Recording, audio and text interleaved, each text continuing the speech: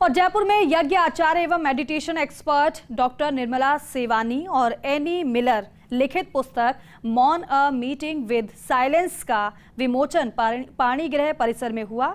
समारोह में लेखिका डॉक्टर निर्मला सेवानी ने इस पुस्तक में लिखी चुनिंदा कविताओं का पाठ किया। उन्होंने कहा, ये पुस्तक जीवन के हर रहस्यों को उजागर करेगी।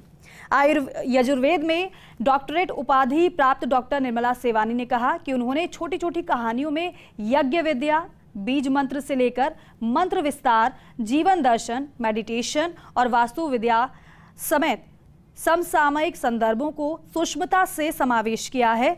इसके अलावा वाइब्रेशन की दुनिया और भारतीय वैदिक ज्योतिष के अनेक अनुत्तरित सवालों के जवाब भी हैं, जो पाठकों की जिज्ञासाओं का मार्ग प्रशस्त करेंगे।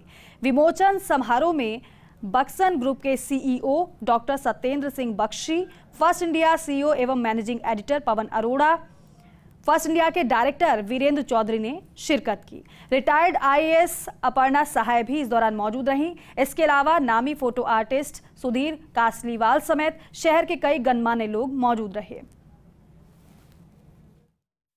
बुक के कवर पेज से लेके देखो और अंदर के 23 चैप्टर इस बुक में हैं, तो 23 चैप्टर को सिलसिलेवार तरीके से पिरोना। और इस सबसे सुंदर खास बात यह है कि इस बुक को न केवल कहानी फॉर्म में लिखा गया है, बल्कि जो 23 चैप्टर हैं उसके हर चैप्टर के आखिर में उससे रिलेटेड मेरी हिंदी कविताओं का एनी ने अंग्रेजी अनुवाद किया है। तो इससे बुक और सुंदर बन पड़ी है। तो ये इस बुक की खासियत है तो मेरे जीवन की यात्रा पर, पूरी यात्रा तो देखो 304 पेज में नहीं आ सकती, तो पर इसके बहुत बहुत ऐसे अंश हैं जिससे मुझे सीखने को मिलता है। इस किताब को आपने जिस रेफरेंस में लिखा है, या जो भी ये कहते हैं रेफरेंस टू कॉन्टेक्स्ट, वो एक आपके अपने जीवन के अनुभव, आपने जो अपने जीवन में महसूस किया उसको शब्दों में पिरोया है। अभी मैं देख रहा था टाइटल मौन अ मीटिंग विद साइलेंस।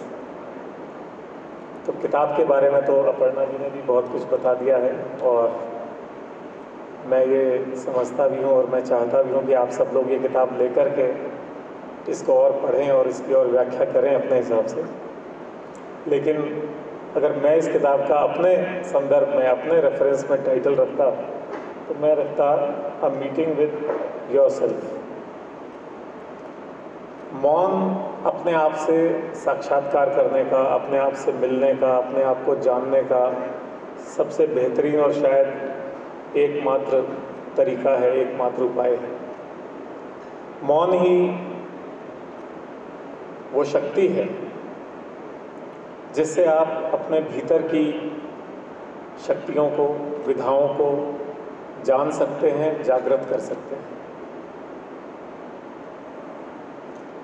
मौन रहना कई लोगों के लिए बहुत मुश्किल होता है, क्योंकि तब आप अपनी कंपनी में होते हैं, दूसरों की कंपनी में नहीं होते। तो अगर आप मौन में खुश रह सकते हैं तो इसका मतलब आप अपनी कंपनी में खुश रहते हैं।